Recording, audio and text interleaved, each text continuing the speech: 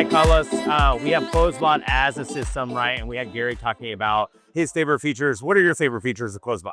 So the thing that I really like is that it's pretty simple to understand, right? Yeah. Like how the workflows are done. It's pretty awesome and problem is how Gary said before, right? Yeah. Easy to understand. So I mean, I really like also the what you can put like on the specific objective of the bot and everything. So it's make it pretty simple for us. So Yeah. So objectives are like questions that we're asking. And so as we're dragging them over, you just see them like, hey, ask their first name, ask this. exactly. Yeah. And after that, after you ask the name, what's the next objective of the bot, right? Yeah.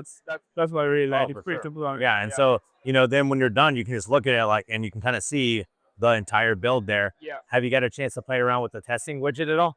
No, not yet to do it, but I'm looking forward to it. Like I know that CloseBot are you guys are still releasing new stuff every day, right? Yeah. Every month, so I'm looking forward to it. Yeah, and that's almost a feature and the opposite of a feature, whatever that is. How fast we're pushing out features makes it kind of hard to keep up sometimes. But we really are trying to innovate, and in the last week we pushed out 3 new features: the smart FAQ, the email tool, and the testing widget. So Yeah.